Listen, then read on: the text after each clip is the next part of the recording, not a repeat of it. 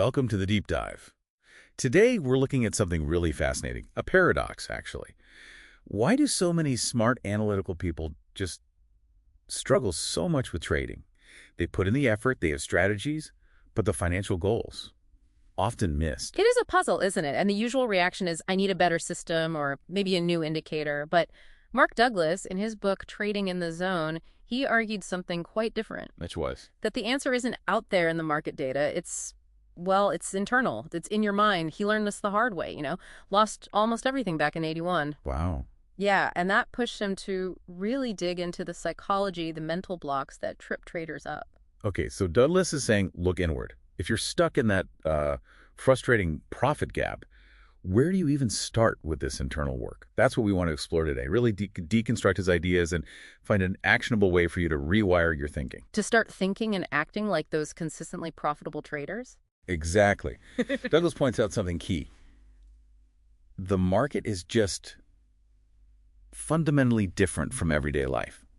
It offers this incredible freedom, almost limitless. Right, but with almost no external structure, no rules imposed on you. And that's the paradox, isn't it? That freedom, without guardrails, is where people get lost. Absolutely. You have to create your own structure, your own discipline, and that's incredibly tough when you're battling what Douglas called the 4 primary fears. He reckoned these cause like 95% of trading errors. Okay, what are they? Well, first, there's the fear of being wrong. That makes you hold on to losers way too long, hoping they'll turn around. I can see that. Then, the fear of losing money. This one causes hesitation, you miss good entries, or maybe you cut your winners short because you're scared of giving profit back. Yeah, that premature profit taking. Exactly. Third is the fear of missing out, FOMO. Classic mistake. Chasing prices higher because you're afraid you won't get another chance. We've all felt that one. And finally, the fear of leaving money on the table. Watching a perfectly good winner turn into a loser because you got greedy or didn't stick to your exit plan. So these aren't just isolated fears. No, not at all. They feed each other. They create this destructive loop, a cycle of psychological failure. Okay, so if the solution isn't predicting the next wiggle on the chart, which feels counterintuitive, what is the path to consistent profit then? How does that work? It really comes down to embracing probability, thinking probabilistically. Like a casino. Exactly like a casino. That's Douglas's big analogy. The house doesn't know if the next spin is red or black, right? They don't need to. Okay. They just need their statistical edge, that small advantage to play out over thousands and thousands of spins or hands. Your job as a trader is similar. Find your edge, your high probability setup. Your system. Yes, your system that gives you an edge, and then execute it flawlessly. Over and over. You have to let the probabilities work in your favor across a large sample of trades. Don't get hung up on any single outcome. That implies a pretty radical shift in how you define winning and losing, doesn't it? It absolutely does. A win, in Douglas's world, isn't necessarily making money on that trade. Right. A win is following your plan with perfect discipline. Did you follow your rules? Yes. That's a win, regardless of the profit or loss. And a loss. A loss is deviating from your plan. Even if you got lucky and made money, you didn't follow the process. That's a failure in discipline. It ties your sense of accomplishment to what you can control your actions. Your discipline, not the market's randomness. Precisely. And this directly connects to risk. Truly, accepting the risk isn't just saying you accept it. What is it then? It's being genuinely okay, genuinely at peace, with the worst possible outcome you define before you even put the trade on.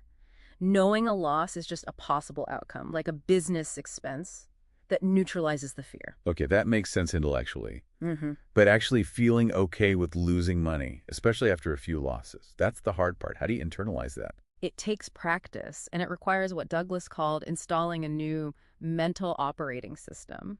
It's built on accepting certain fundamental truths about the market. The 5 fundamental truths. What kind of ideas are we talking about here? Yeah, things like anything can happen on any given trade. You don't need to know what's going to happen next to make money consistently. Each moment in the market is unique. An edge is just a higher probability of one thing happening over another, nothing more.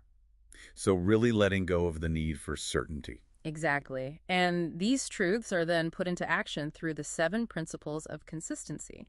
These are your actionable rules for execution, like objectively identify your edge, always predefine your risk, Act on your edge without hesitation.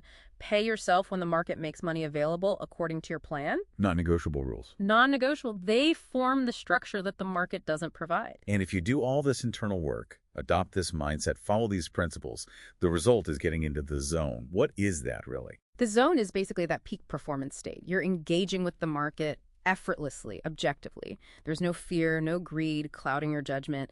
Decisions feel almost automatic because you've internalized your rules and you trust the process. Like an athlete in flow state. Very similar. But crucially, Douglas emphasizes it's not some mystical thing you aim for. It's a natural result, a consequence of doing the disciplined mental work consistently. So for someone listening wanting to start this transformation, what's a concrete first step? How do you put this into practice? Douglas had a great recommendation, the 20 trade exercise. Find a system with a defined edge, any simple one will do, then take the next 20 trades based strictly on its rules. And the goal isn't profit. No. The only goal is perfect execution. Follow the rules flawlessly for 20 trades. That's it. It builds self-trust and helps you experience firsthand how wins and losses are distributed randomly, even with an edge. And you need to track this, right? This psychological journal. Yeah. Oh, absolutely critical.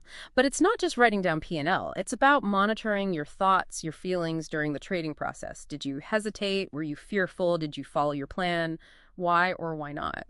So you're actively looking for those self-sabotaging patterns. Exactly. You're essentially debugging your own mental software in real time. Okay, wrapping this up then.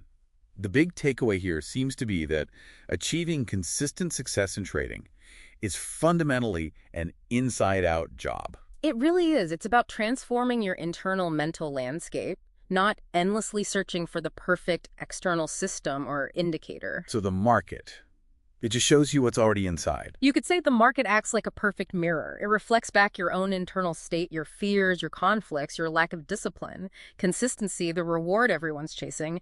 That's forged one disciplined decision at a time right inside your own mind. It's about mastering yourself, ultimately, not the market.